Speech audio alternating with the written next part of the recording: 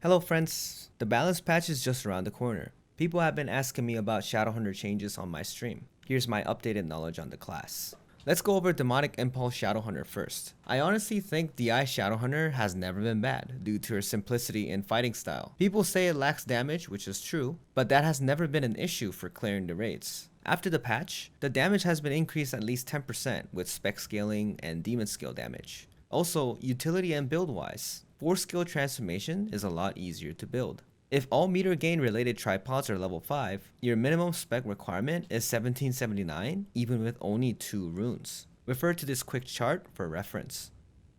Since your human skill has gotten super versatile, most people tend to bring 5 purple skills, Rising Claw, and Demonic Slash with Spinning Dive for movement utility and destruction. Along with that, the risk of not transforming due to missing skills is much lower due to her improved meter gain. Any build's minimum requirement is casting 3A and S skills on transformation. There are 2 combat stat allocations for this.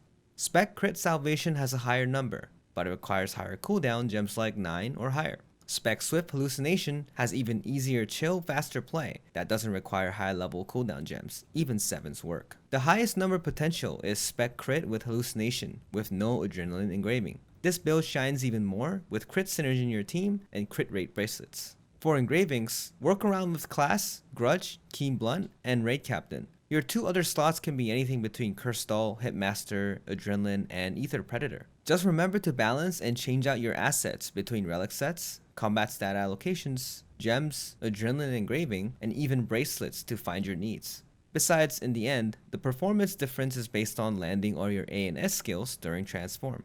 Well, if you ask me, I would play Spec Swift Hallucination with adding Adrenaline 3 due to how chill the playstyle is. Let's go over Perfect Suppression Shadowhunter. Before the patch, I played the Entropy PS Shadowhunter for a long time. This build hasn't changed at all, so you can still refer to my older video in the past as well. It will be in the description. After the patch, the PS Shadowhunter has a new Hitmaster style 3 spender build. Before talking about the builds, here's the basic rundown of the playstyle. You gain meters with the purple skills, and use spender skills. Entropy version uses Demonic Slash for synergy and utility, while trying to activate Conviction Rune. Gain meter with Decimate and Demon Clone or Howl, then using Spender skill to Crow Cutter or Demolition for main DPS, and using Thrust Impact and Sharpen Cut for sub DPS. Entropy class or a Hitmaster class, this is a 5 damage gem class. The Entropy has the highest damage potential, but this has lost some popularity due to it being an Entropy playstyle. You will need to land almost all skills at back attack consistently for damage, and it's almost impossible due to the structure of the raids.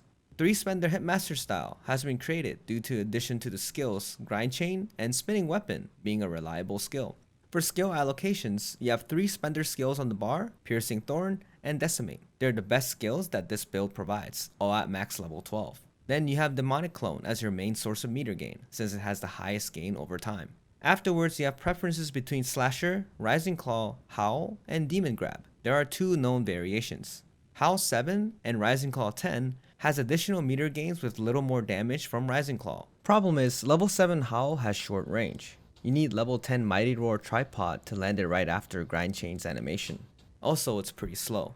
Slasher 10 and Demon Grab 7 make Slasher a universal skill, where it provides synergy, movement speed buff, and adrenaline stack upkeep. This is because the 3rd tripod on Slasher makes this animation fast and concise.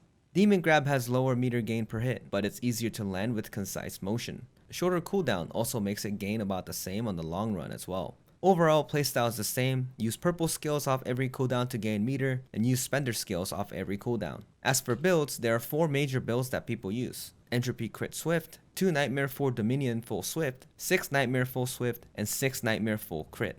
Entropy build is where you add Ambush Master engraving and allocate combat stat ratio based on the player's preference. Most use half and half to get efficiency from Keen Blunt and Raid Captain. 2 Nightmare 4 Dominion Full Swift build requires Conviction Judgement control. It is mostly used on Spinning Weapon and Grind Chain. This activates it almost all the time due to multi-hit.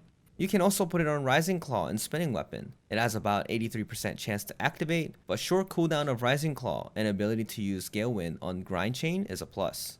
Overall, this build has the highest average DPS potential out of the 4 builds as long as Conviction Judgement control is properly done, as in activating Dominion when Judgement is active every time. 6 Nightmare Full Swift is a piano build that relies on Boundless Mana State. It is for people who do not like Conviction Judgement. However, keeping Boundless Mana State while landing all the skills are almost impossible due to raid cutscenes and phases. 6 Nightmare Full Crit is a cycle DPS build, where the first few cycles are on par with the other 4 in damage. However, on the long run, it's the lowest due to rotations and slower cooldown. People have asked me about level 3 versus level 1 Perfect Suppression. Perfect Suppression has to be level 1, and this is a choice due to the class engraving only impacts normal skills. It does not help Decimate and Pierce Thorns damage. Class level 3 works only if you have a 9/7 stone. Therefore, if you have Grudge, Raid Captain, Adrenaline, Keen Blunt as main 4, you have choices between Curse Doll, Increased Mass, and then lastly class level 1. So what's the conclusion for all of this? Here's some pointers for you.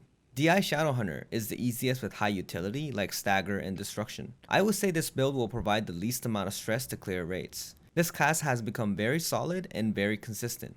Entropy PS has the highest number potential, but also the lowest potential based on the pilot. 2 Dominion and 4 Nightmare has the highest live DPS out of the 4, but if you don't like Conviction Judgement control, I don't think it's worth for the stress. 6 Nightmare Full Swift is the most piano build. I don't recommend this to players who don't like high APM.